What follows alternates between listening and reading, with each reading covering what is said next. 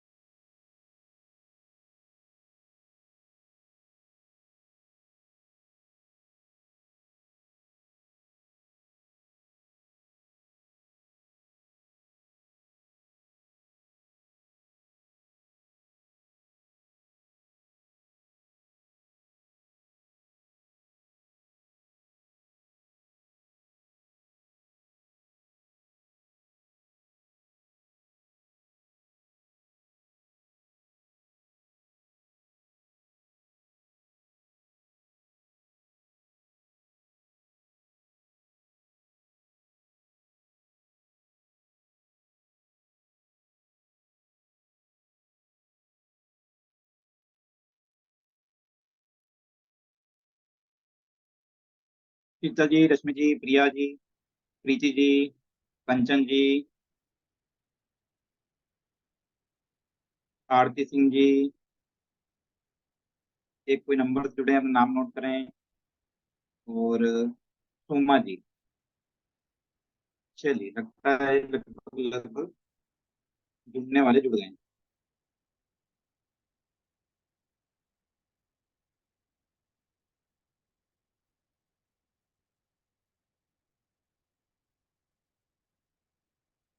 सीता जी, मेरी आवाज आ रही है?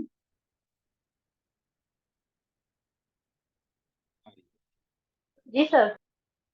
जी जी। चलिए, आज के सेशन को शुरू करते हैं। कल हमने जो पढ़ा है उसके बाद दो पन्ने छोड़ दीजिएगा। दो पन्ने में भी कुछ आपको और लिखवाना है। जो कल तक आपने नोट किया था उसमें दो पन्ने और छोड़ दीजिएगा।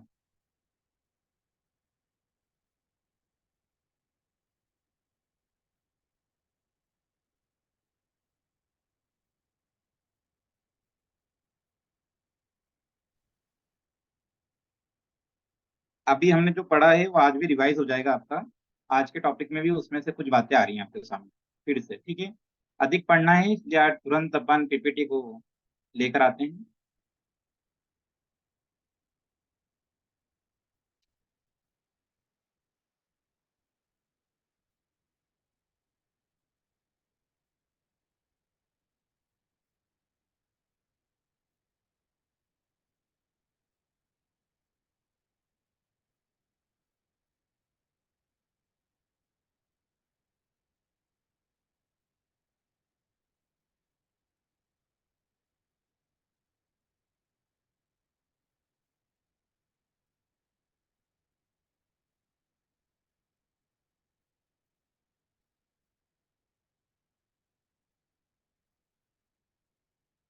जब तक आप कल का कुछ रिवाइज कर लीजिए।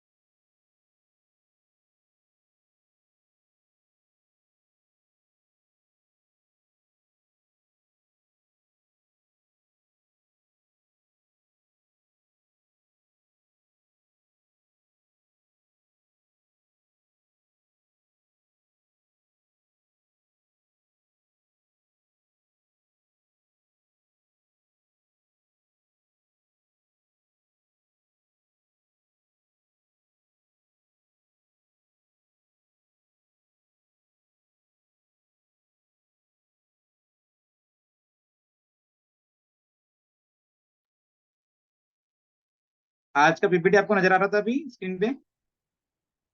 ठीक है, ओके। जी।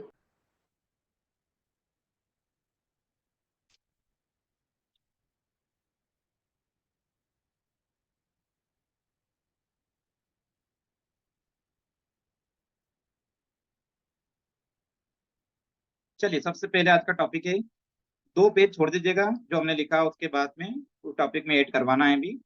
और अगला टॉपिक जो हम ले रहे हैं, ध्यान का अर्थ और महत्व क्या है। ध्यान का अर्थ और महत्व क्या है। तो देखिए, ध्यान जो शब्द है वो मुख्य रूप से 2 शब्दों धी और यान से मिलकर बना है। जैसे ध्यान अपन अगर बोलेंगे तो उसका संधि विच्छेद करेंगे तो धी प्लस यान हो जाएगा। तो धी का यहाँ पे अर्थ क्या है? चिंतन, मनन, वरदान या इच्छा। तो धी का अर्थ क्या हुआ? चिंतन, मनन, वरदान या इच्छा। और यान का अर्थ हुआ रास्ता, यात्रा, कारवा, गमन, सवारी, गाड़ी, वाहन या जहाज। यानी कि ध्यान, इन 2 शब्दों से मिलकर बने ध्यान शब्द का अर्थ हुआ सम्यक चिंतन का एक रास्ता। सम्यक चिंतन का एक रास्ता, या यूं बोल सकते हैं सम्यक चिंतन का एक तरीका। तो इसको संधि विच्छेद में अपन ने पढ़ लिया, ध्यान क्या होता है, धी प्लस यान। तो ध्यान का मतलब हुआ चिंतन और यान का मतलब हुआ रास्ता। तो सम्यक चिंतन का एक रास्ता। ध्यान शब्द को एक शब्द यानी ध्वनि द्वारा भी व्युत्पन्न किया जा सकता है, जिसका अर्थ होता है सोचना, विचारना, कल्पना करना, एकाग्रचित्त होना, मस्तिष्क की पुकार, झुकाव। तो यहाँ हम ध्यान को एकाग्रचित्त बोल रहे हैं। ध्यान मतलब एकाग्रचित्ता। तो पूरा अर्थ क्या हुआ? ध्यान शब्द का अर्थ हुआ एकाग्रचित्त होकर किसी एक चीज पर ध्यान केंद्रित करना। ध्यान शब्द का अर्थ क्या हो गया? एकाग्रचित्त होकर किसी एक चीज पर ध्यान केंद्रित करना। ध्यान की परिभाषा हमने कल पढ़ा, अब ध्यान का अर्थ समझ रहे थे कि ध्यान की परिभाषा अपन ने कल पढ़ ली है। शास्त्रों में जो वर्णित परिभाषाएं हैं उनको भी पढ़ लिया है। और आज ध्यान का अर्थ पढ़ रहे हैं। तो अभी तक आपने ध्यान शब्द कई बार सुना होगा पर इतना गहराई से उसको पढ़ा नहीं होगा कि वो 2 तरह से उसका अर्थ निकल रहा है। धी का अलग अर्थ निकल रहा है, यान का अलग अर्थ निकल रहा है। और दोनों को मिलाकर जो ध्वनि उत्पन्न हो रही है उसका अलग अर्थ निकल रहा है। और टोटल जब पूरी एक परिभाषा बन रही तो हो रही है ध्यान शब्द का अर्थ हुआ एकाग्रचित्त होकर किसी एक चीज पर ध्यान केंद्रित करना।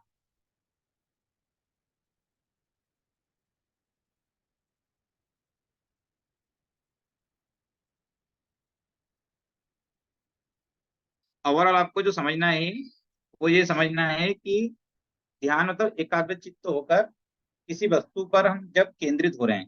ठीक है। सम्यक मतलब एकाग्रचित्त होकर लय में एक जैसा।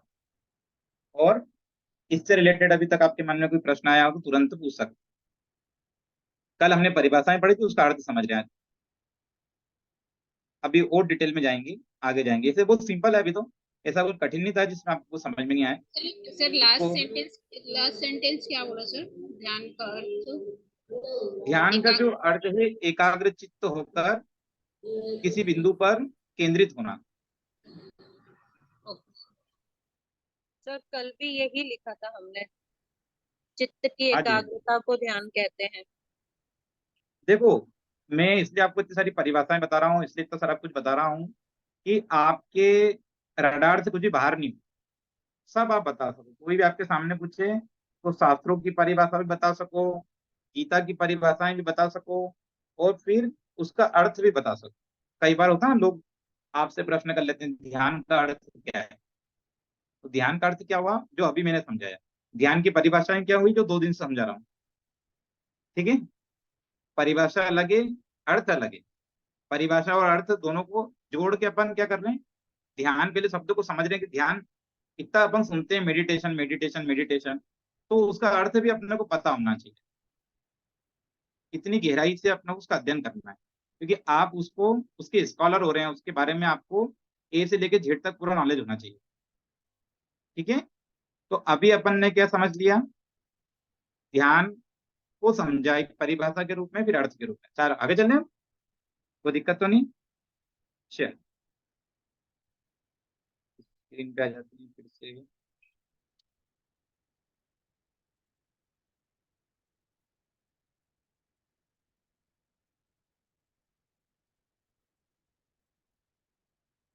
तो एकाग्र चित्त होकर किसी एक चीज पर ध्यान केंद्रित करना, ये हो गया। ठीक है, आगे चल। मन के द्वारा व्यक्ति अनेक प्रकार के मोह, अभी सुन लीजिएगा, मन के द्वारा व्यक्ति अनेक प्रकार के मोह एवं सांसारिक बंधन में पड़ जाता है। कल आपके मन में बार बार ऐसा प्रश्न आ रहा था ना, मन क्या होता है, तो ये आ गया उसके बारे में, कि मन के द्वारा व्यक्ति अनेक प्रकार के मोह सांसारिक बंधनों में पड़ जाता है। मन की गति का मापन संभव नहीं है। मन को हमारे मनोवैज्ञानिकों ने बुद्धि एवं मस्तिष्क आदि नामों से पुकारा है। देखो, मन को ही बुद्धि बोला है, मस्तिष्क बोला है। सामान्य भाषा में अपन उसको मन बोलते हैं, और मनोवैज्ञानिक भाषा में उसको क्या बोलेंगे, बुद्धि, मस्तिष्क। अब मन की गति को नहीं माप सकते। मन में, जैसे मन में आपके जो विचार आ रहे हैं, उसकी गति बहुत तेज होती है, उसको मापा नहीं जा सकता। आप अभी बैठे बैठे ऑस्ट्रेलिया पहुंच जाएं, आप बैठे बैठे कनाडा पहुंच जाएं, बैठे बैठे इजराइल पहुंच जाएं, बैठे बैठे गाजा पट्टी में पहुंच जाएं, कोई भरोसा नहीं मन का। मन आपका किसी भी दिशा में जा सकता है, और उसको क्या होता है, सांसारिक बंधनों में मन पड़ता ही पड़ता है, मोहों में पड़ता ही पड़ता है। तो मन, जिसको हम मस्तिष्क और बुद्धि के नाम से जानते हैं, उसी को मन बोलते हैं। डाउट क्लियर हुआ कि बुद्धि, मस्तिष्क, मन ये सब एक है? कल आपके मन में बार बार प्रश्न आ रहा था ना, इसमें भी बोल रहा हूँ कि मन में आ रहा था, तो मन में आ रहा था मतलब मस्तिष्क में आ रहा था, मतलब बुद्धि में आ रहा था, तो इसी को मन, बुद्धि, मस्तिष्क, ये सब एक शब्द हो गया। ठीक है, मन, बुद्धि, मस्तिष्क पर्यायवाची मान सकते हैं। मन का स्वभाव, वह एक स्थान पर स्थिर नहीं होता, सभी जानते हैं। भाई, जो मन का स्वभाव है वो ऐसा है कि एक जगह स्थिर होना उसके लिए बहुत जटिल काम है। मन का स्वभाव क्या है, मन चंचल होता है, चलायमान होता है, परिवर्तित होता है। तो मन क्या है कि मन का स्वभाव क्या है, मन कभी भी स्थिर नहीं हो सकता किसी भी व्यक्ति का। उसको स्थिर करने के लिए क्या करता है व्यक्ति, ध्यान करता है, प्रयास करता है।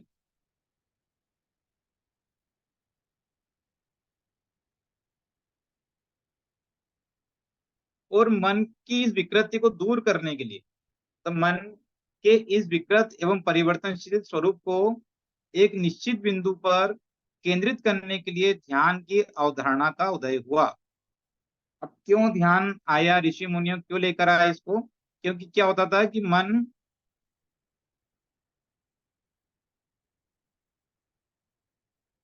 क्या होता था कि मन चंचल है, आप सभी जानते हैं। मन स्थिर नहीं होता है, मन परिवर्तनशाली होता है, चलायमान होता है। तब उसको केंद्रित करने के लिए ध्यान की अवधारणा है। मन जितना विचलित होगा, जितना ज्यादा उसके अंदर विचार चलते जाएंगे, उतना ज्यादा कष्टकारक है।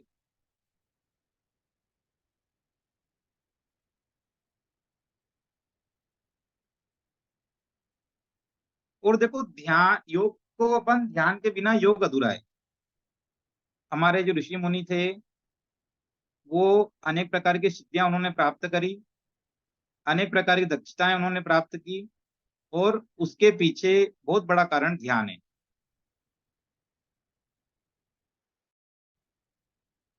तो मन के द्वारा व्यक्ति अनेक प्रकार के मोह सांसारिक बंधन में पड़ जाता है। मन की गति का मापन संभव नहीं होता। मन को हमारे मनोवैज्ञानिकों ने बुद्धि एवं मस्तिष्क आदि नामों से पुकारा है।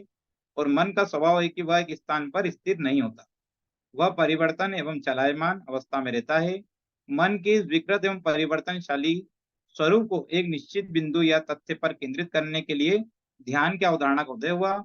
ध्यान के माध्यम से हमारे पूर्वज और मुनियों ने अनेक प्रकार की सिद्धियों को प्राप्त किया, उनसे अनेक प्रकार की दक्षताएं विकसित होती है।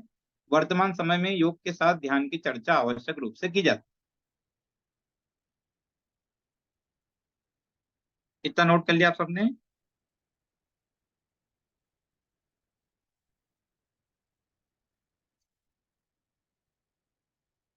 चलिए, उम्मीद है इतना आपने नोट करा होगा। और कल के जो डाउट आ रहे थे आपके मन में कि मन, मस्तिष्क, बुद्धि, जब 3 शब्द बोल रहे थे, तो वो भी आपका दूर हुआ।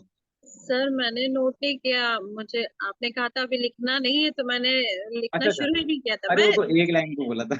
मैं स्क्रीनशॉट चलिए ले चलिए। सर लेती हूँ सर मैंने आप। भी नोट नहीं करा नहीं है नहीं। सर, आपने मना अ- अरे हाँ चिंता मत करो, चिंता मत करो, कोई बात नहीं। नोट नहीं करा तो मैं नोट कर लेंगे, क्या देर मैं लगनी, स्क्रीनशॉट कोई ले बात लेती हूँ सर। नहीं। नहीं नहीं नहीं, फिक्र मत हाँ करो, वापस ले आएंगे स्क्रीन पे। आपका समय भी कीमती है, ठीक है।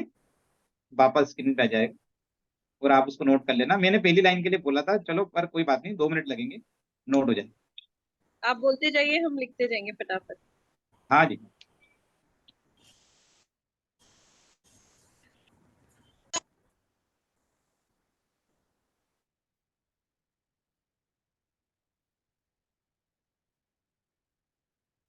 चलिए लिखिए। मन के द्वारा व्यक्ति अनेक प्रकार के मोह एवं सांसारिक बंधनों में पड़ जाता है। मन की गति का मापन संभव नहीं होता। मन को हमारे मनोवैज्ञानिकों ने बुद्धि एवं मस्तिष्क आदि नामों से पुकारा है। पुनः रिपीट कर रहा हूं। मन के द्वारा व्यक्ति अनेक प्रकार के मोह एवं सांसारिक बंधनों में पड़ जाता है। मन की गति का मापन संभव नहीं होता। मन को हमारे मनोवैज्ञानिकों ने बुद्धि एवं मस्तिष्क आदि नामों से पुकारा है। Point 1 complete.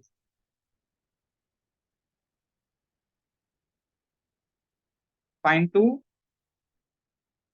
मन का स्वभाव है कि वह एक स्थान पर स्थिर नहीं होता। मन का स्वभाव है कि वह एक स्थान पर स्थिर नहीं होता है। वह परिवर्तित एवं चलायमान अवस्था में रहता है।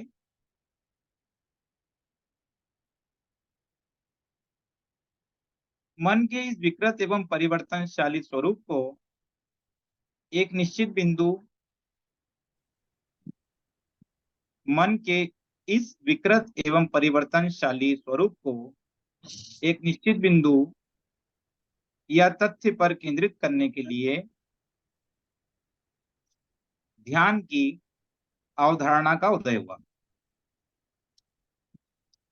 मन के इस विकृत एवं परिवर्तनशाली स्वरूप को एक निश्चित बिंदु या तथ्य पर केंद्रित करने के लिए ध्यान की अवधारणा का उदय हुआ।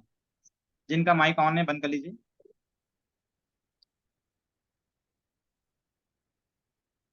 आखिरी पॉइंट, ध्यान के माध्यम से हमारे पूर्वजों एवं मुनियों ने अनेक प्रकार की सिद्धियों को प्राप्त किया।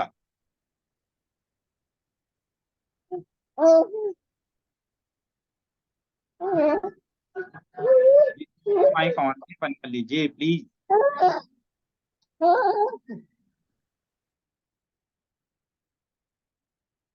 हाँ ठीक है, मुझे करना पड़ रहा था, कोई बात नहीं, मैंने कर दिया, प्रेजेंटेशन से बाहर आना पड़ा।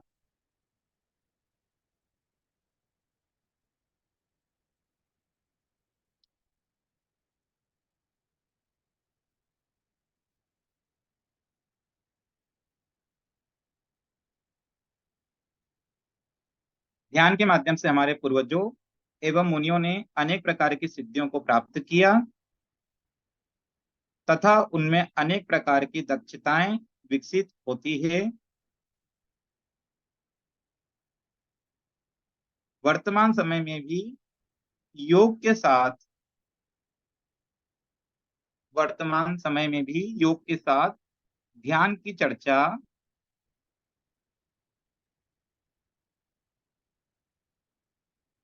आवश्यक रूप से की जाती है।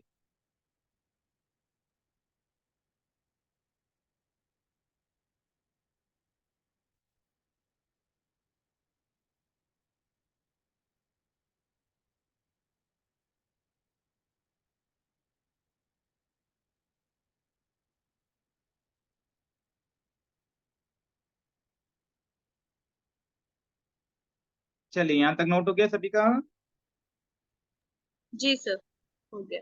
और किसी का छूट यस जाए सर। ना तो क्लास के बाद में मुझे आप मैसेज कर सकते हैं, सर मेरा छूट गया, तो मैं उन तक पीपीटी पहुंचा दूंगा। ठीक है, कोई ऐसा लगता है आपको छूट गया तो मुझे बता सकते हैं बाद में भी, या जो हिंदी तेज नहीं लिख पाते हैं वो लोग भी बाद में पीपीटी में से देख के लिख सकते हैं। चलिए, अगले पे आ जाते हैं। अगला पॉइंट है ध्यान के अभाव में। लिख लीजिए साथ साथ में, पहले लिखने का काम कंप्लीट कर लीजिए फिर समझ लेंगे। ध्यान के अभाव में योग की सार्थकता की कल्पना भी नहीं की जा सकती है। ध्यान के अभाव में योग की सार्थकता की कल्पना भी नहीं की जा सकती है।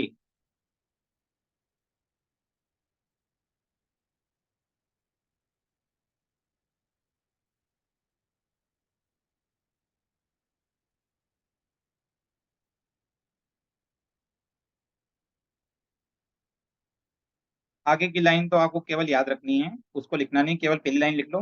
ध्यान के अभाव में योग की सार्थकता की कल्पना की जा सकती है। तो क्या हो रहा है आजकल स्कूलों में, प्राइमरी स्कूलों में और शुरुआती चरणों में ही बच्चों को ध्यान सिखाया जा रहा है, तो उसको अपन अभी नोट नहीं करना है।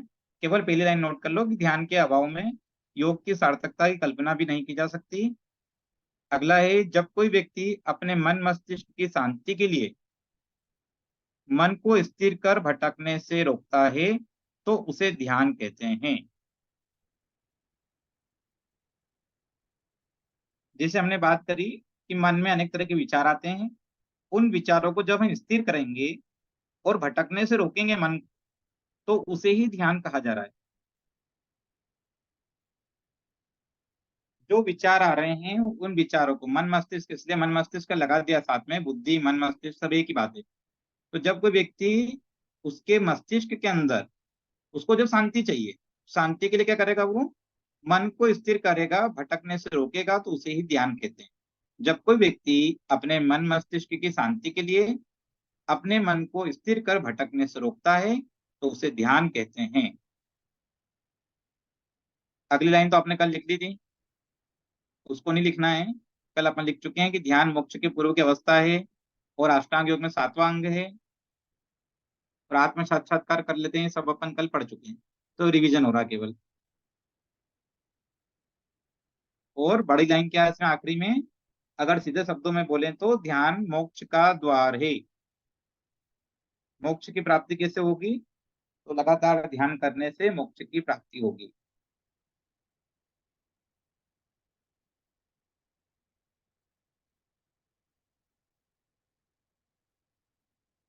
अगली लाइन में अपन कल लिख चुके हैं कि ध्यान लौकिक अलौकिक जीवन में जरूरी है। सबसे बड़ी बात है कि मानसिक स्वास्थ्य के लिए बहुत जरूरी है। ठीक है, चलिए, तो ये टॉपिक के ये वाले पॉइंट भी यहाँ पूरे हो गए। अगली स्लाइड पे जाते हैं। देखो, एक लाइन में लिख लो अगली लाइन को भी कि ध्यान का उद्देश्य मस्तिष्क की सभी गुप्त प्रवृत्तियों को मुक्त करना होता है।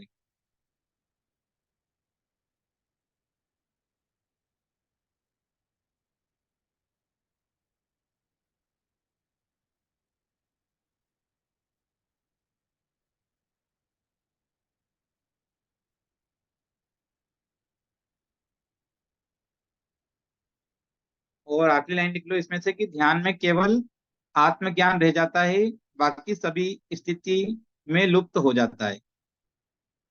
बाकी सब इसी स्थिति में लुप्त हो जाता है। ध्यान में केवल आत्मज्ञान रह जाता है, बाकी सब इसी स्थिति में लुप्त हो जाता है। तो क्या हुआ, समझा आपने कि ध्यान जो है हमारे मस्तिष्क के अंदर जितनी भी तरह की संभावना है, देखो क्या बोलते हैं कि मानव जीवन में हम अपने मस्तिष्क का केवल 1% उपयोग कर पाते हैं, तो अनेक तरह की शक्तियां हमारे मस्तिष्क के अंदर जीवन पर्यंत रह जाती है और दबी की दबी रह जाती है, व्यक्ति का जीवन समाप्त हो जाता है। और ध्यान करने से क्या होता है कि मस्तिष्क की कई ऐसे संस्कार होते हैं, कई ऐसी प्रवृत्तियां होती हैं, वो बाहर आती है। गुप्त मतलब जो प्रवृत्तियां हैं वो मुक्त होना मतलब वो बाहर आएगी। जैसे मान लो कि आप जब किसी पे ध्यान कर रहे हैं एकाग्र होके, और लक्षित वस्तु का जब ध्यान करें तो उसमें एकाकार हो जाएंगे आप। और एकाकार हो जाएंगे तो आखिरी में क्या रह जाएगा, केवल आपको आत्मज्ञान रह जाएगा।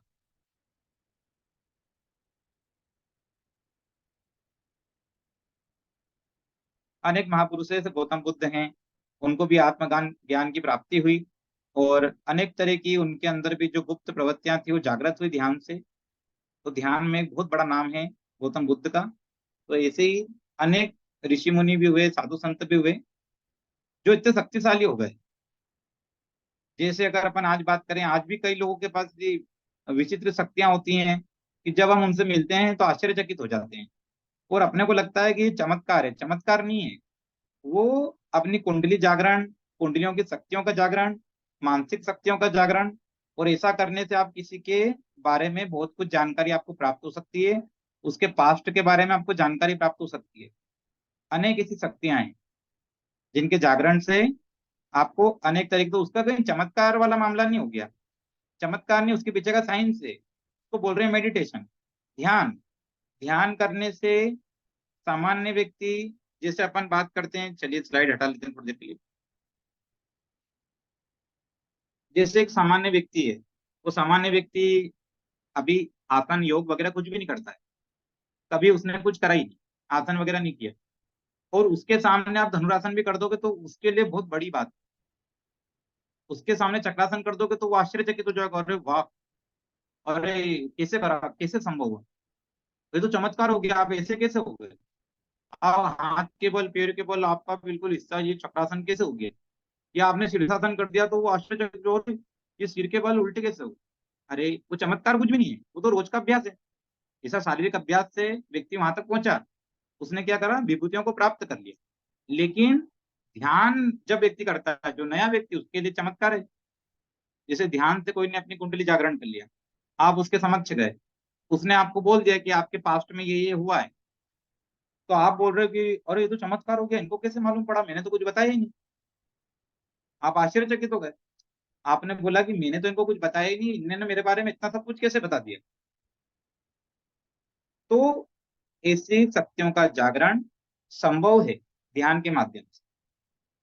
अनेक ऐसे विभूतियां जो हम कुंभ के समय देखते हैं, कई साधु संत जब आते हैं तो उनके पास में चमत्कृत कर देने वाली शक्तियां होती हैं, जिसका कोई बखान नहीं करते, वो लोग कहीं बताते नहीं है, गुप्त साधना से प्राप्त करते हैं। क्योंकि विभूतियों का क्या होता है, योग की विभूतियां, ध्यान की विभूतियां, यदि उनका, उन शक्तियों का प्रदर्शन किया गया तो वो लुप्त होने लगती। ठीक है। तो क्या होता है, जब ध्यान के माध्यम से धीरे धीरे धीरे धीरे, जैसे आसनों के माध्यम से लगातार अभ्यास करने से आपका शरीर कितना मजबूत हो जाता है, आप कठिन से कठिन आसन कर लेते हैं और देखने वाला आश्चर्य करता है। इसी तरह से ध्यान लगातार करने से ऐसा नहीं कि केवल आपको मन को शांति मिलेगी, आप स्ट्रेस मैनेजमेंट होगा, इतना मात्र नहीं है। इससे आपको बहुत कुछ प्राप्त होगा जिसकी कल्पना भी आपने नहीं की। आपका मस्तिष्क, मैंने क्या बोला, कि जीवन 0 से शुरू होकर 100 तक की उम्र हो जाए, और वैज्ञानिक उसका निष्कर्ष निकालते हैं कि इसने इसका माइंड का जो उपयोग किया वो केवल 1% किया। मानव जीवन में 99% मानव अपने पूरे जीवन काल में केवल केवल और केवल 1% माइंड का इस्तेमाल कर सकते हैं। और ये जो माइंड है, इसमें ही शक्तियां हैं। शक्ति हाथ के अंदर ऐसी कोई शक्तियां नहीं आ सकती, या ऐसी शोल्डर के अंदर ऐसी शक्तियां, ये तो आसन करने के लिए आ सकती है, ये शरीर का निचला हिस्सा। ठीक है। लेकिन शक्तियों का जागरण ध्यान के माध्यम से कहाँ पर होगा, मस्तिष्क में होगा। और जब वो शक्तियों का जागरण होता है तो व्यक्ति, दूसरा देखने वाला क्या बोलता है, अरे ये कोई चमत्कार है, ये देवदूत है, ये सामान्य मानव नहीं है। पर वो कैसे देवदूत हो गए, क्योंकि इसने कभी ध्यान करा नहीं था तो इसके लिए देवदूत हो गए, और उन्होंने ध्यान से अपनी शक्तियों को जागृत कर लिया। तो ध्यान से, जैसे कुंडली जागरण का एक छोटा सा उदाहरण देता हूँ। मान लो कि जब आप ध्यान करने लगेंगे, अभी लगातार जब रोज ध्यान करेंगे, तो एक सीमा ऐसी आती है कि आपको अपने जीवन के बारे में कई दृश्य ऐसे सामने से गुजरेंगे, तो आपको ऐसा लगेगा कि इसको मैंने पहले कहीं देखा है। ऐसा कि ऐसा मेरी लाइफ में पहले कहीं हुआ है। उसी तरह से कई बातें आपको पूर्व आभास हो जाएगा। पूर्व आभास मतलब जो घटित होने वाली है उसका पूर्व आभास आपको हो जाएगा। ऐसा केवल मैं बोल नहीं रहा हूँ, ये आप सबको महसूस होने लगेगा। जब करेंगे, जब ध्यान में जाएंगे, उसका प्रैक्टिकल करेंगे, तो हमको क्या होता है, धीरे धीरे धीरे धीरे, जैसे आपने देखा है योग गुरु हैं, वो अपनी क्लास ले रहे हैं। मेरी आवाज आ रही है ना सबको बराबर? तो एक सामान्य मानव और योग में लगातार कोई व्यक्ति लगा हुआ है, ध्यान कर रहा है। योग केवल आसन नहीं, केवल आसन तो उसका एक पार्ट है। योग जैसे उम्र हो जाती है ना, कई लोग बड़ी उम्र में जुड़ते हैं, बड़ी उम्र में जुड़ते हैं और वो कहते हैं कि अरे बोले सर मेरे को एडवांस आसन करना है ना। उनके मन में आया कि हमको एडवांस आसन करना है। तो एडवांस आसन की एक प्रक्रिया है, पर वो 35+ के लिए उतनी ज्यादा जरूरी नहीं। 35+ के लिए इतनी ज्यादा जरूरी नहीं, लेकिन चेतना का जागरण यदि आप करते हैं तो आप योगी हैं।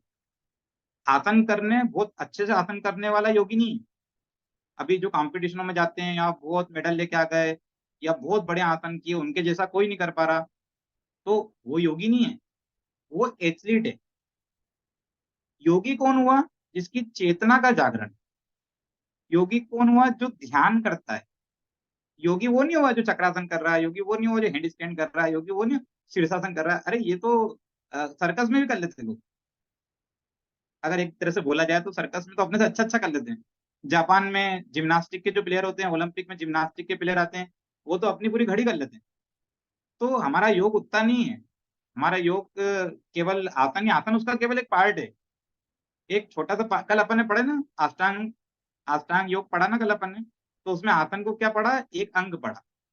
और ध्यान उसके आगे की चीज। आसन शुरुआत की चीज है और ध्यान आगे का अंग है।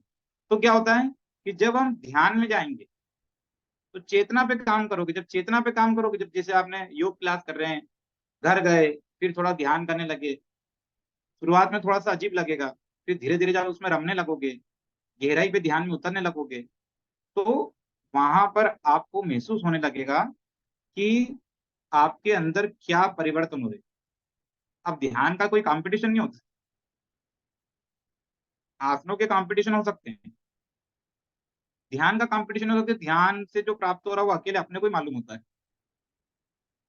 ध्यान से जो प्राप्त हो रहा है वो दूसरे को मालूम नहीं होता। और सेल्फ इंटरव्यू, आत्म साक्षात्कार, ध्यान, आ गई बात वापस। तो आत्म साक्षात्कार मतलब केवल हमारे सेल्फ के लिए, हमारे लिए जो हमको मालूम पड़ रहा है। हमको दुनिया से कोई मतलब नहीं। योग भी तो ये बताता है। योग क्या है? अपनी आंतरिक यात्रा है। अरे हम खुश हैं, हमको क्या करना? दुनिया में क्या हो रहा है, उससे क्या हो रहा है, इससे क्या हो रहा है, या ईर्ष्या कितनी हो रही, लोभ कितना हो रहा है, द्वेष कितना हो रहा है, हमको उससे कोई लेना देना नहीं। योगी व्यक्ति तो अपने आप में मस्त। तो मस्त होने का कारण क्या? आसन नहीं है। आसन केवल पार्ट, ध्यान कारण है मस्त होने। मैंने अनेक लोगों को देखा केवल आसन आसन करते हैं, केवल आसन आसन करते हैं, तो ना तो वो योगी कहलाते हैं, और ना योग को उनको पूरी तरह से बोला जा सकता है कि योगी है, और ना योग से इनका कोई लेना देना है। वो आसन करते हैं। आसन एक पार्ट। जब तक ध्यान नहीं है जब तक योग नहीं है। ध्यान के बिना योग की कल्पना नहीं की जा सकती। ध्यान करेगा व्यक्ति, भले आसन नहीं कर रहा है, तो भी उसकी चेतना का जागरण होगा। पर आसन क्यों कर रहे हैं? आसन इसलिए कर रहे हैं, कोई एथलीट बनने के लिए नहीं कर रहे हैं। आसन क्यों कर रहे हैं? आलकी पालकी लगा के आपके सामने भी 1 घंटे बैठा रहता हूँ, है ना, अभी बैठा हूँ 1 घंटे, ध्यान में बैठूंगा 10 घंटे बैठ जाऊं, 8 घंटे बैठ जाऊं, 7 घंटे बैठ जाऊं, तो भी मेरे पैर सुन्न नहीं होना चाहिए, तो भी मेरा शरीर अकड़न नहीं आना चाहिए, मेरी रीढ़ की हड्डी में दिक्कत नहीं आना चाहिए। इसलिए आसन करते हैं फिटनेस के लिए। आपकी फिट हो गया, शरीर फिट हो गया, क्योंकि शरीर में कष्ट है, ध्यान करने बैठे तो सारा ध्यान कष्ट पे। तो पहले आसन के माध्यम से कष्ट को दूर करेंगे, फिर ध्यान के माध्यम से चेतना को जागृत। तो क्या कर रहे हैं अपन?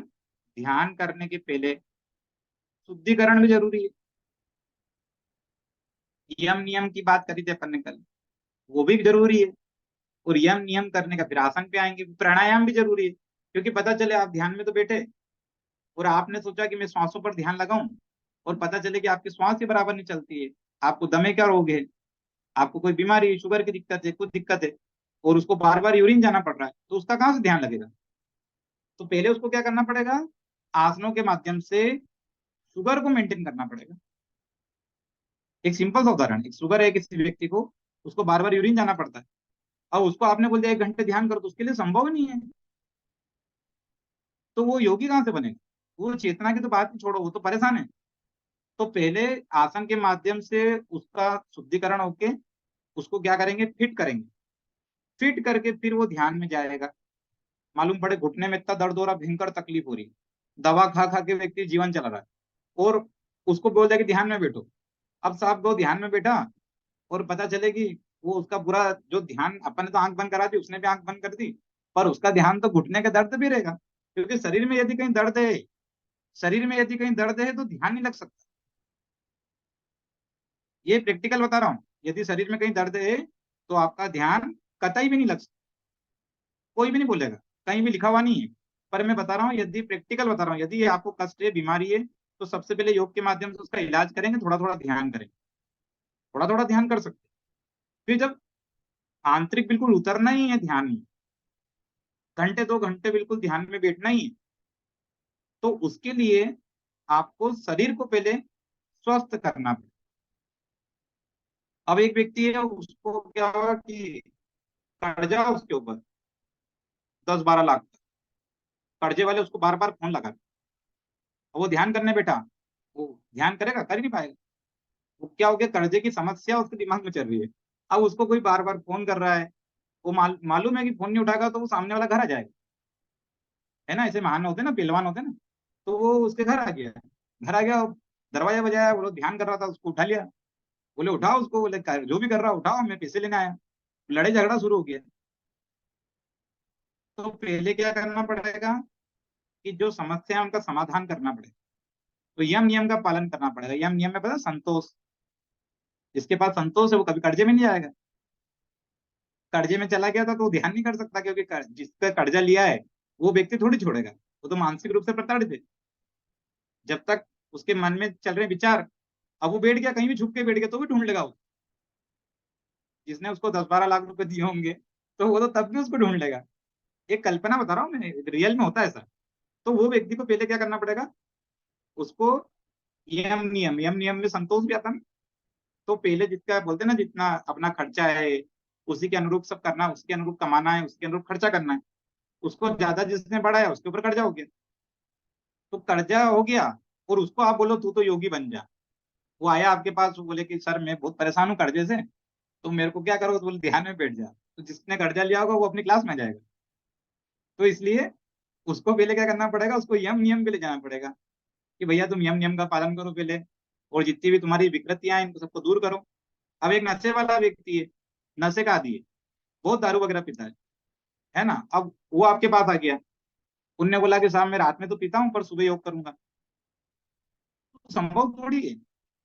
वो आसन करने आ सकता है, पर वो रात में जब रोज शराब का सेवन कर रहा है तो क्या हो रहा है कि यम नियम का पालन कर ही नहीं रहा, तो उसका ना तो आसन ठीक हो सकते हैं, ना उसका प्राणायाम कोई फायदा कर सकता है, ना उसके लिए योग बना है। योगी अगर उसको बनना है, अगर पुरानी जो ऐसी विकृति उसके अंदर है उसको त्यागना पड़ेगा। एक व्यक्ति दिन भर झूठ बोलता है और वो सोचे कि मैं योगी बन जाऊं, संभव नहीं है, क्योंकि उसने यम नियम का पालन नहीं करा। आसन की क्लास में जा सकता है, पर उसको आसन के फायदा करेंगे नहीं करेंगे, कि मानसिक रूप से वो अस्वस्थ रहेगा। मानसिक रूप से अस्वस्थ रहेगा, उसके मन में तो पीड़ा चली रही है, तो बीमारियां उसकी ठीक कहां से होगी? तनाव तो रहेगा। स्ट्रेस मैनेजमेंट, तो स्ट्रेस मैनेजमेंट करने के लिए क्या करना पड़ेगा? यम नियम का पालन करना पड़ेगा। ठीक है? तो यम नियम क्या होते हैं वो भी अपन इसलिए 2 पन्ने आपके छुड़वाए थे, कि उसमें अपन डिटेल में उनको भी देखेंगे। वो भी जानना बहुत जरूरी है। योग को जानना है तो उसको जानना पड़ेगा, ध्यान को जानना है तो उसको जानना पड़ेगा। तो शॉर्ट में अपन समझेंगे, बहुत ज्यादा गहराई पे नहीं जाएंगे। चलिए आगे पॉइंटों पे चलते हैं। अभी तक अपन ने समझा दिया आपको आगे का। अब तो पॉइंट 6 से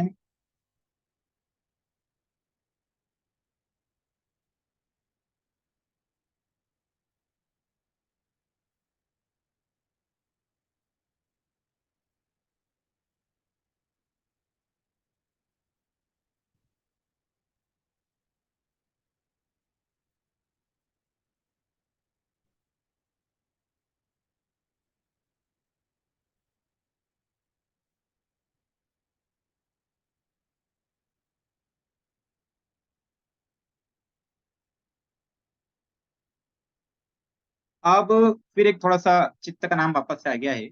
जब हमारी आत्मा चित्त से भिन्न ना रहे और चित्त चेतन से युक्त रहे तो समझ लेना कि आप ध्यान क्रिया की सही दिशा में जा रहे हैं।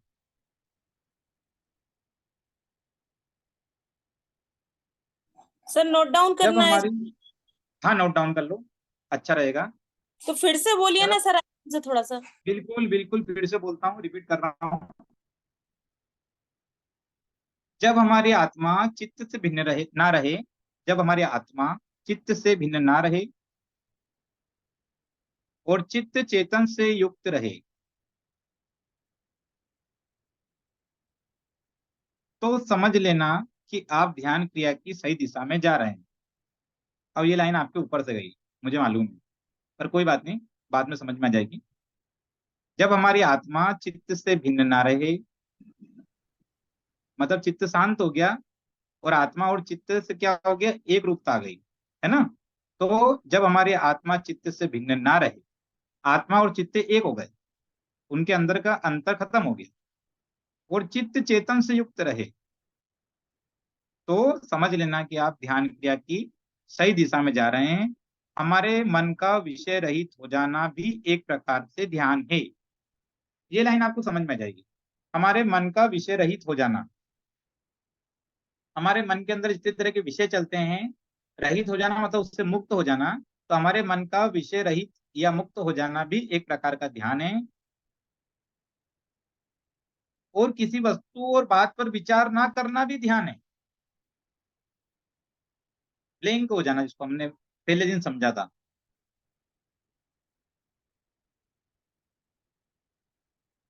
पहले दिन हमने समझा था ना, किसी वस्तु का विचार न करना, बात का विचार न करना भी ध्यान की श्रेणी में आता है। एकाग्र चित्त और शरीर वाणी मन के निरोध को भी ध्यान कहा जाता है।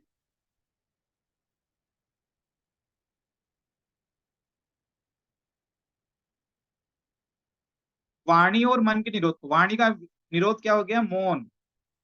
वाणी और मन के निरोध को भी ध्यान कहा जाता है। तो वाणी का निरोध क्या हुआ, मौन। जैसे बोलते हैं ना, मौन व्रत रखा है, कम बोल रहे हैं, या कोई व्यक्ति ने मौन व्रत रखा, पूरे समय नहीं बोल रहा है, तो वाणी पर जब निरोध लगा दिया हमने, उसको मतलब रोक दिया, वाणी के जितने भी तरह की हम बोलते हैं जितना भी, उन सब का रोक लगा दी, तो उसको भी ध्यान कहा जाता है।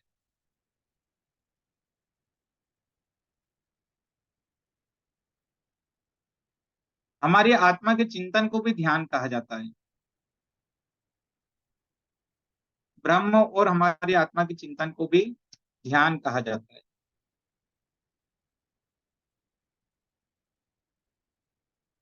हमारे द्वारा आदर्श लक्ष्य निर्धारित करना और उसमें तन्मय होना भी ध्यान है।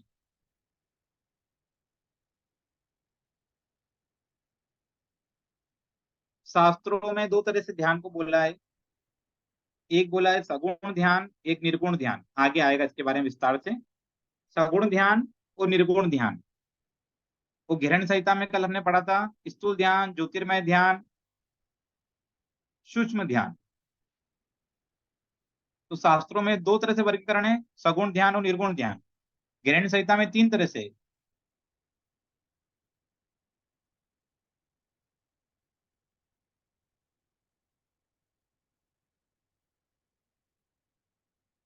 बाकी हम कल पढ़ चुके हैं। ध्यान एक प्रकार का विज्ञान है। क्यों है विज्ञान, इसको भी हम सिद्ध करेंगे। ध्यान एक प्रकार का विज्ञान है। इसके पीछे वाला पीपीटी सर। पीछे करें यस यस। या पीछे,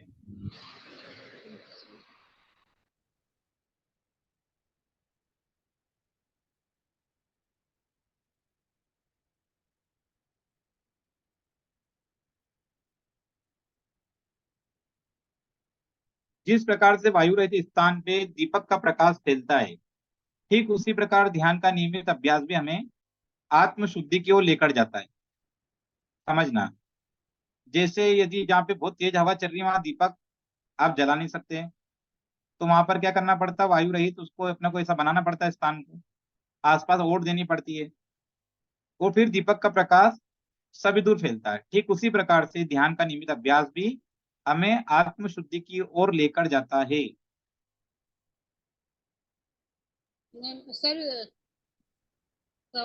तत्व मतलब क्या होता है सर, अपने मन के बाकी अपन कल लिख चुके हैं, तो अभी ऊपर में जितना मैंने बोला था उतना ही लिखना है। इसमें से देख के वो ज्यादा लिखोगे तो फिर कंफ्यूज होगे। इतना मैंने बोल दिया था कि ग्रहण संहिता में 3 ध्यान बताएं, शास्त्रों में 2 ध्यान बताएं। उतनी लाइन में वो वाला लाइन, दूसरा पैराग्राफ खत्म हो गया। तीसरे में अपन आ गए। तीसरे में आपको क्या लिखना है? ध्यान, धारणा और समाधि को संयम कहा गया है।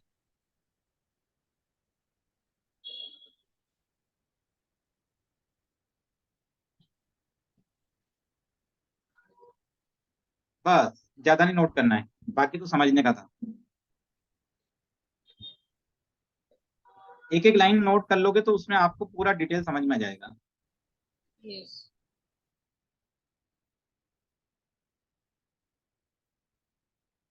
अब इसके अंदर इसे लिखा है कि ज्योति ध्यान, सूक्ष्म ध्यान क्या है, स्थूल ध्यान क्या है, तो वो अपन कल पढ़ चुके हैं, तो उसको नहीं लिखना अलग से।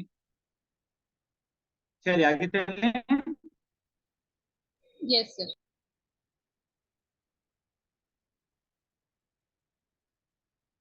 ध्यान एक प्रकार का विज्ञान है जो हमें शारीरिक रूप से मजबूत बनाएगा, मानसिक रूप से, भावनात्मक रूप से, बौद्धिक रूप से सक्षम बनाएगा हमको।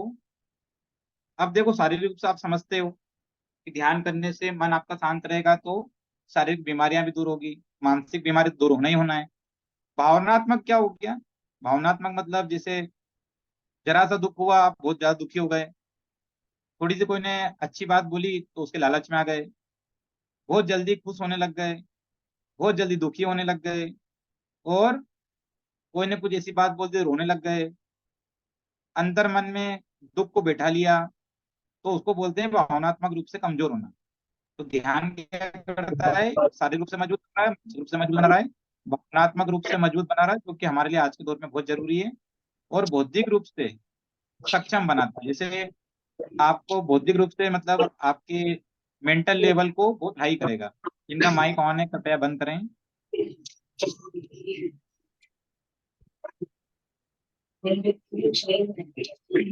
प्लीज। अपना माइक बंद करें, फिर मुझे पीपीटी बंद करके बंद करने जाना पड़ेगा प्लीज। कोई का माइक ऑन है, उसके कारण सबको डिस्टर्ब हो रहा है। मुझे ही जाना पड़ेगा बंद करने। क्या चाहिए बेटा? टिन्नू, कोई बात नहीं, फिर इससे कर देता हूँ बंद। चलता है, तनाव नहीं लेना है, गहरी गहरी सांस लेना है, ठीक है? ऐसी सिचुएशन में भी हंसते मुस्कुराते हो। चल आगे बढ़ो।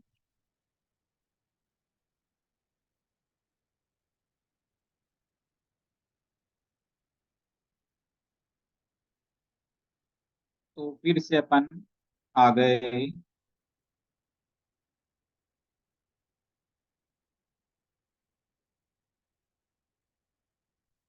तो ये ध्यान ने क्या बता दिया अपन को कि शारीरिक रूप से, मानसिक रूप से, भावनात्मक रूप से, बौद्धिक रूप से सक्षम बनाता है। और सबसे बड़ी बात, पर्सनालिटी डेवलपमेंट मतलब हमारे व्यक्तित्व के विकास की प्रक्रिया को भी गतिशील बनाता है। यदि दैनिक दिनचर्या में आप शामिल कर लेंगे तो दिलीप भैया जैसा आपका व्यक्तित्व हो जाएगा। दिलीप भैया हमारे साथ जुड़ते हैं, पिछड़ों से हैं, और वहां पर बहुत बढ़िया योग क्लास लेते हैं, बहुत बड़े स्तर पे काम कर रहे हैं, जमीनी स्तर पे काम कर रहे हैं। तो उनके व्यक्तित्व में बहुत लोग प्रभावित होते हैं। तो ऐसे ही आपके व्यक्तित्व से भी यदि आप नियमित ध्यान करेंगे, दिनचर्या में शामिल कर लेंगे, तो आपके व्यक्तित्व में बहुत विकास होगा और गतिशीलता आएगी। एक तरह का स्वयं का रिसर्च करना ध्यान है, स्वयं का रिसर्च करना। ध्यान हमें हमारी पहचान बताता है, स्वयं की शक्तियों को स्वयं को जान पाते हैं।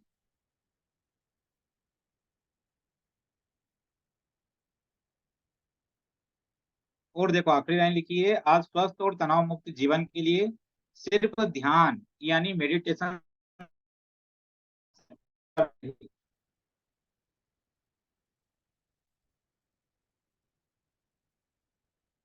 ध्यान से मन को एकाग्र कर सकते हैं, मन की चंचलता को समाप्त कर सकते हैं,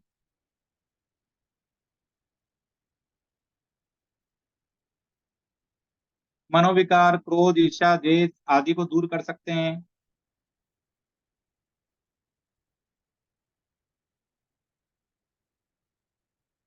अपने लक्ष्य पर केंद्रित हो सकते हैं। इस तरह से कंप्लीट हो गया, आज के सत्र में जो लिखाना था कंप्लीट हो गया।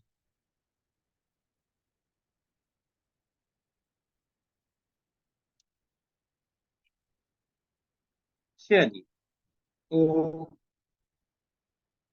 बात है अब आपके मन में आपने जो नोट करा, इससे आज जो नोट करा उसको सरल भाषा में नोट कराने की कोशिश की गई है। कल के बाद कुछ लोगों के ऐसे बाद में मैसेज आए थे पर्सनल में कि सर हमारी हिंदी इतनी अच्छी नहीं है, इतनी स्ट्रांग नहीं है, इंग्लिश मीडियम से पढ़े हैं और हमको ये सब हमारे ऊपर से गया, और ऐसे ऐसे आए थे विचार। तो मैंने उनको बोला कि ठीक है, आज मैं बहुत सिंपल शब्दों के साथ आपको समझाने की कोशिश करूंगा। तो गहरे रिसर्च के बाद दिन भर लग गया मुझे, पर मैंने ऐसे शब्द निकाल के लाया कि जो सबको समझ में आ जाए। तो उम्मीद करता हूँ कि आपको अच्छे से समझ में आया होगा।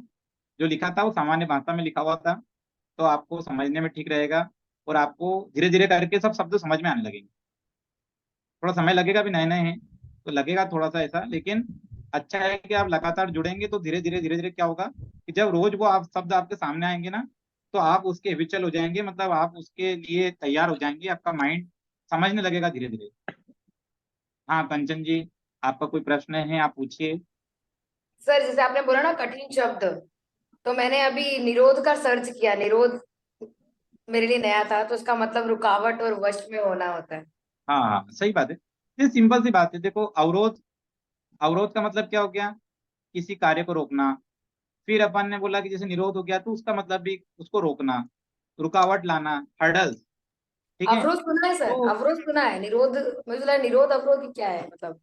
देखो एक ही सब बात है, सबका अर्थ एक ही है। मैंने आपके मार्ग में अवरोधक लगा दिया, लिखा रहता ना, आगे अवरोधक है, कृपया गाड़ी की बैरियर, गति बैरियर। धीमे करें। हाँ, डायरी में हिंदी में लिखा रहता है, करेक्ट। हाँ लिखा अवरोध हुआ। हाँ, मीन्स बैरियर। तो ये सब एक ही सब है, इसका अर्थ मेन तो आप अर्थ पे जाओ, अर्थ क्या आपको समझ में आ जाएगा कि हाँ अपन किसी रोकने की बात कर रहे हैं। हाँ सर एक सुनीता जी, सवाल। एक सुनीता जी का हाथ पहले उठा था, एक बार उनसे पूछ लीजिए, फिर आपका नंबर है। हाँ सर एक्चुअली वर्ड्स तो सही में थोड़ा सा डिफिकल्ट थे कल के, थोड़ा एक्चुअली तो कुछ संस्कृत के भी वर्ड्स थे काफी। तो संस्कृत वाला कल, वही। कल संस्कृत के वर्ड इसलिए थे, देखिए जब हम शास्त्रों की बात करेंगे, जी जब हम वेदों की बात करेंगे, उपनिषदों की बात करेंगे, तो निश्चित मानिए कि संस्कृत के शब्द तो आएंगे, जी आना नहीं चाहता। पर जब हम देखो, जब आप ध्यान की बात कर रहे हैं तो ध्यान कहाँ से आया, वेदों से आया, उपनिषद से आया। और तो जब सर देखिए वो हमारी संस्कृति है, मतलब जैसे हम ऐसी बातें नहीं कर रहे हैं कि जो बहुत हमने डिटेल में आपको उपनिषद पढ़ाने बैठ जाऊंगा तो आप सब एक भी दिन की क्लास अटेंड नहीं कर पाओगे, मैं नहीं निश्चित बोल रहा हूँ आपको। एक्चुअली पढ़ा है मैंने, लेकिन हाँ ऐसा हाँ से डेफिनेशन जब आएंगे परिभाषा, तो हमें वो संस्कृत के साथ ही हिंदी और संस्कृत दोनों मिला के लिखना है, या फिर संस्कृत भी लिख देंगे चलेगा जी या जी। हिंदी लिख देंगे चलेगा। तो मैंने आप देखो मैं संस्कृत बोला था, श्लोक सूत्र बोला, तो उसके तुरंत बाद उसकी हिंदी लिखी है। कल भी यस संस्कृत में सूत्र बोला है, जो भी सूत्र बोला है उसके तुरंत बाद उसकी हिंदी है, मतलब उसका हिंदी रूपांतरण तो मैं आवश्यक रूप से करूंगा ही करूंगा। जी जी सर। कल भी आप सर और देखोगे ना, एक कल जितना भी नोट किया हुआ है, जितना भी नोट किया आपने, एक जी भी सूत्र ऐसा नहीं था जिसके साथ में हिंदी नहीं थी। जी सर हिंदी थी। पर मैं मैं चाहता तो केवल हिंदी हिंदी आपको लिखवा देता, मैं चाहता तो मैं संस्कृत के श्लोक आपको नहीं बोलता, सूत्र नहीं बोलता। पर क्या होता है कि जब हम उसको पढ़ रहे हैं, तो जैसे जी ना कोई कोई लैंग्वेज का फर्क पड़ता है, उपनिषद के कुछ बातों को पढ़ेंगे तो संस्कृत में बड़ी अच्छी लगती है पढ़ने में, और अगर वो एक एक लाइन के सूत्र हैं तो आपको बताने का पीछे कारण भी ये था कि हिंदी में उसका डिटेल करा तो बहुत लंबी 4 लाइन लिखी थी, और संस्कृत में आधी लाइन का सूत्र था, पर उसको जब डिटेल करा तो बहुत डिटेल हुआ था उसका हिंदी में। हिंदी में 5 लाइन हुई तो संस्कृत की आधी लाइन थी। तो इसलिए संस्कृत ना बहुत सार गर्भित भाषा है, और उसको हमने इसलिए पढ़ा कि जैसे मान लो कि आज तो आपने ध्यान की क्लास ले ली, अभी पहली बार आपके सामने आए थे तो आपको ऐसा लगा है, बाद में भी आएंगे, बार बार सूत्र आएंगे तो कई सूत्र आपको कंठस्थ हो जाएंगे सुनते सुनते। कुछ भी नहीं करना आपको, संस्कृत से कोई लेना देना नहीं है। पर जैसे मैंने कई बार बोले, जैसे गायत्री मंत्र आपको याद हो गया, संस्कृत भले आपको याद नहीं हो, आपको हनुमान चालीसा याद हो गई, भले आपको संस्कृत याद नहीं हो। तो क्या होता है कि जब हमारे वातावरण में वो चीजें होंगी ना, तो आपके लिए बहुत अच्छा रहेगा। आप जैसे अभी शुरू शुरू में लगेगा, मैंने बोला ना शुरू शुरू में टिपिकल लगेगा, लेकिन मैंने आज जैसे कोशिश करी कि आज शब्दावली सारी मैंने बहुत सामान्य शब्दावली इस्तेमाल करी है, जो आप लोग उसको आराम से समझ पाए, और उसको कोशिश करें कि और ज्यादा इस तरह से लिखाने की कि जिसको बहुत इजी आप समझ पाए। ठीक है, ये तो आगे भी हम इसी कोशिश और करेंगे। सर चलिए, और हाँ बताएं। एक चीज और बोलना था सर कि ये लिंक ना बहुत ज्यादा टाइम लेता है, मतलब मैं मॉर्निंग की क्लास भी नहीं जुड़ पाई, इवनिंग वाले में भी बार बार वही आ रहा है, preparing the meeting, preparing the meeting. नहीं, वो क्या करो आप, एक बार है ना, एक बार अपने जूम को अपडेट कर लो, और ये आपके एंड से टेक्निकल प्रॉब्लम है, देखो बाकी सबका वही लिंक देते हैं, और एक व्यक्ति जैसे उसमें क्लिक करता है तो 15 सेकंड के अंदर जुड़ जाता है। मैं दूसरे क्लासेस भी ज्वाइन करती हूँ, और भी ऑनलाइन क्लासेस हैं, तो उसमें तो वैसे ही होता है, मतलब जस्ट सेकंड में हो जाता है, बट इसी में मुझे हर टाइम पे ऐसे डिफिकल्टीज आ रही है। नहीं देखो, जैसे एक तो क्या है कि मान लो कि एक बार अपडेट करके देख लो, फिर भी कल भी ये दिक्कत आती है तो बताना, फिर उसको अपन टेक्निकल टीम को बोल देंगे, वो यस। समाधान कर देंगे, है ना, आपकी ईमेल से समाधान हो जाएगा। मॉर्निंग और चलिए। इवनिंग जो प्राणायाम के क्लासेस हैं, तो कौन सा न्यू के लिए, जैसे जी, हमारे, जैसे हम लोग न्यू नोट्स बना रहे हैं, तो हमारे लिए कौन सा, इवनिंग वाला या मॉर्निंग वाला? कोई से में भी जुड़ जाओ आसन और प्राणायाम के लिए, तो वो आपके लिए इवनिंग में भी सेशन वैसा की वैसा है, और आपको मॉर्निंग में भी, पर आसन अलग अलग हो जाते हैं, पर प्राणायाम और ये तो आपको कुछ कुछ रिपीट होते जाएंगे, लेकिन आप किसी भी सेशन में जुड़ सकते हैं, सुबह में भी जुड़ सकते हैं, शाम में भी जुड़ सकते हैं। ओके, मैं ठीक है, जुड़ी वो आपके टाइम के ऊपर है, आपको जब टाइम मिल जाए जब जुड़ जाओ। ओके। सुबह में टाइम मिल जाए सुबह जुड़ जाओ, सुबह छूट गया तो शाम को जुड़ जाओ, और दोनों छूट गए तो कोई बात नहीं, सीताराम, रात में जुड़ जाओ 8 से 9 में। Yes, thank you. चलिए जी सर।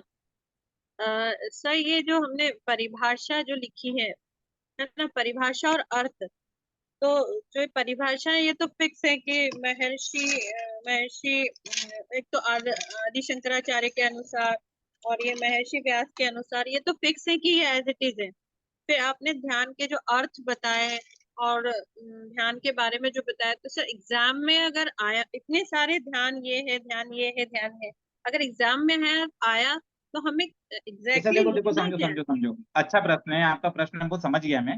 हाँ। देखो, जैसे आपको आया कि पेपर आया, पेपर का स्तर थोड़ा कठिन है, तो आ गया कि गहरानी संहिता के अनुसार ध्यान की परिभाषा क्या है, सूत्र सहित, संख्या सहित उसकी व्याख्या करें।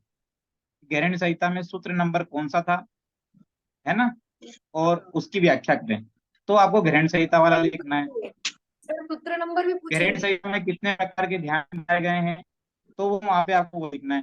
लेकिन जब आपको एक कॉमन प्रश्न आ गया, ध्यान क्या है, ध्यान के बारे में विस्तार से वर्णन करें, तो क्या करना पड़ेगा, विस्तार से वर्णन करना पड़ेगा। अब ये कि ऑनलाइन एग्जाम है, तो ऑनलाइन एग्जाम में विस्तार से वर्णन नहीं आता है, तो ऑनलाइन एग्जाम में ऑप्शनल क्वेश्चन आते हैं। तो आया कि सांख्य सूत्र के कौन से सूत्र नंबर में ध्यान की परिभाषा के बारे में बताया गया है, कल मैंने नोट कराया था।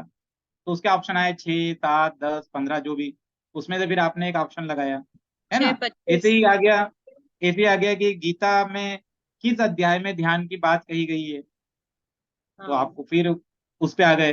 फिर आया कि गीता के बारे में जो आपको गहरानी संहिता में बताया गया है, तो उसमें मान लो कि ध्यान की जो 3 विद्या बताई गई उसमें से इनमें से कौन सी है ना।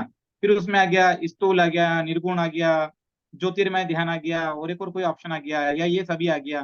तो वहां पर आपको इस तरह के ऑप्शन आएंगे, तो इस ऑनलाइन तरह में के मतलब क्वेश्चन आएंगे। बहुत सारा हाँ, डिटेल में लिखने को नहीं आएगा? ऑनलाइन में डिटेल नहीं होती है। हाँ। ऑनलाइन आपकी एग्जाम कोशिश की जाएगी कि ऑब्जेक्टिव टाइप, हाँ बिल्कुल प्रियंका जी, ऑब्जेक्टिव टाइप में ही आपकी एग्जाम को लेने की कोशिश की जाएगी। पेपर भी वैसे ही सेट किया जाएगा, और आपको बता दूं, आप खुश नहीं होना है, आपको बता दूं कि विवरण वाली एग्जाम सरल होती है, हाँ सर, और वही मैं सोच रही थी।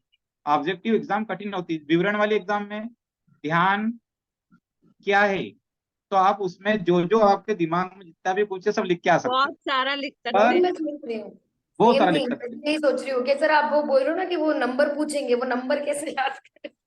तो वो नंबर मैं आपको लिखवाता जा रहा हूँ। कल भी मैंने कई जगह लिखवाया था, अंडरलाइन करा था, उसको 4 से 5 बार बोला था।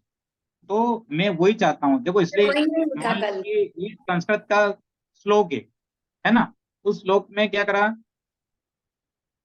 जैसे एक श्लोक लिया, योगस्थ करु कुर्माणि संग त्याक्त्वा धनंजया सिद्ध सिद्धो हस्तो समो भूत्वा समत्व योग उच्यते। ये अपना गीता का अपन ने एक सूत्र ले लिया, ठीक है। अब जैसे लिया, उसमें उनने क्या करा, ये आधा लिख दिया और आधे में रिक्त स्थान दे दिया, और उसके बाद नीचे 4 ऑप्शन लगा दिए कि इस श्लोक में से, इस सूत्र में से सही अगली चयन लाइन करिए। क्या है? हाँ। तो आपको जो लाइन मिस हो गई उसको लिखोगे कब, बता कब पाओगे, जब रियल में आपको वो सूत्र याद है। याद है। तो ये एग्जाम का पैटर्न बहुत कठिन है। मैं इसलिए कह रहा हूँ, जरूरी नहीं कि आपने एडमिशन ले लिया, आपने पढ़ाई पूरी कर ली तो आप पास हो जाओगे, फेल होने की संभावना भी, ऑफलाइन क्योंकि एग्जाम। ऑनलाइन है, ऑनलाइन ऑफलाइन नहीं होगी। ऑनलाइन आप देने बैठे और आपको हाथों हाथ लगा ही रहे पता चल तो जाएगा कि सर वो जैसे रिजल्ट क्या होगा। हम पहली बार ऑनलाइन एग्जाम देंगे, हमें कोई आइडिया नहीं है, तो इसके लिए हमको पहले से प्रिपेयर कराया तैयारी जाएगा। कराऊंगा ना, मैं तैयारी कराऊंगा। मैं ऑनलाइन एग्जाम का बहुत एक्सपर्ट व्यक्ति हूँ। हाँ, मतलब मैं पहले हमारा आपको है टेस्ट ना, वगैरह होंगे, टेस्ट वगैरह। नहीं नहीं, मैं पहले 1-2 बार आपके टेस्ट लूंगा, हाँ उसी वही। पैटर्न पे, जिस हाँ पैटर्न पे सर। एग्जाम है उसी हम्म। पैटर्न पे आपके टेस्ट लूंगा। तो जैसे वो शीतल जी तो जानती हैं कि जैसे जब अपन पढ़ाते हैं ना तो वो अच्छा लगता है, जब टेस्ट लेते हैं तो बड़ा घातक लगता है। तो वो ऑनलाइन वाला पूरा टेस्ट होता है, तो उसमें आप चिंता मत करो, ये हाँ तो सर। आगे की बात है। लेकिन आपको अभी क्या करना है, समझ गए ना, हाँ कि जी। आप इतना सारा जो सुन रहे हो, तो थियोरिटिकल एग्जाम होती है जहाँ पे हमको बहुत सारा लिखने को मिलता है ना, तो वहाँ ठीक है, वो भारतीय पद्धति है, वहां पर पास होना बहुत सरल पड़ता है। पर ऑब्जेक्टिव में गीता के कितने अध्याय हैं, तो जितने हैं उतने भी टिक लगाना पड़ेगा, है ना। जो आपने गलत टिक लगा दिया तो मामला बिगड़ जाएगा, ठीक है। तो इसी तरह से आपने जो अभी पढ़ा, अब आपका होमवर्क समझो।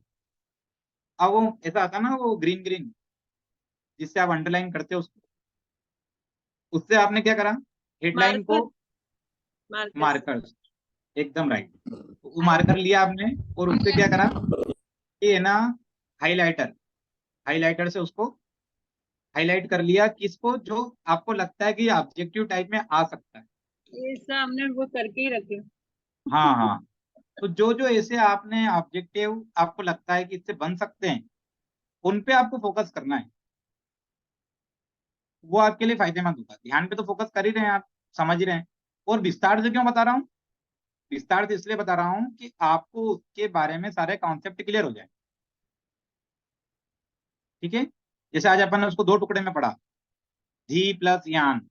धी का क्या मतलब, यान का क्या मतलब, उसमें क्वेश्चन क्या आ गया, इसमें से धी का अर्थ है चिंतन, मनन, आत्म साक्षात्कार, या ए और बी दोनों।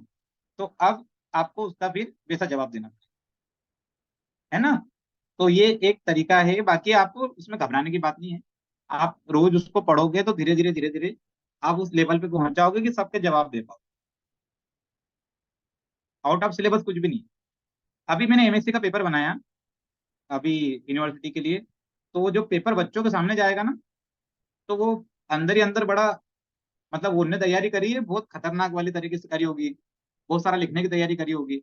पर जो पैटर्न मैंने करा ना, उसमें क्या करा कि उसके अंदर उनके 5 ऑब्जेक्टिव टाइप के क्वेश्चन दिए हुए, और 5 ऐसे क्वेश्चन दिए जिसका एक शब्द में जवाब देना है, 10 ऐसे क्वेश्चन दिए हैं जिनके 2 शब्दों में जवाब देना है, और आखिरी में 3 ऐसे क्वेश्चन दिए जिनका विस्तार से जवाब देना है। और वो क्वेश्चन उन्हीं के सिलेबस में से इतना शॉर्ट लिखा हुआ है कि जब उसके सामने जाएगा ना, तो व्यक्ति उसमें मन से बत्ती नहीं दे पाएगा। जो सर वही स्टूडेंट तो, करते हैं बहुत ना कॉलेज सारा कुछ लिखना होता है तो हम बत्ती दे सकते हैं सर, सर एक दो में तो मुश्किल। लेते हैं।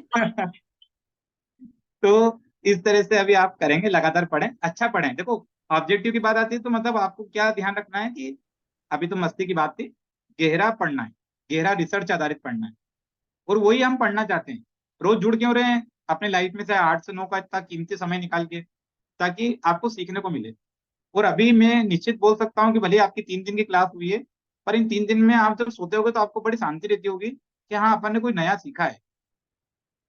ये आपके मन को जरूर आता हो, और धीरे धीरे ये प्रवृत्ति आपकी बढ़ती जाएगी, और जब हम ध्यान करेंगे तो ये प्रवृत्ति थोड़ी सी और बढ़ जाएगी। चलिए, आज के लिए सभी को हरिओम। हरिओम सर, जी हरिओम सर, जी। Thank you.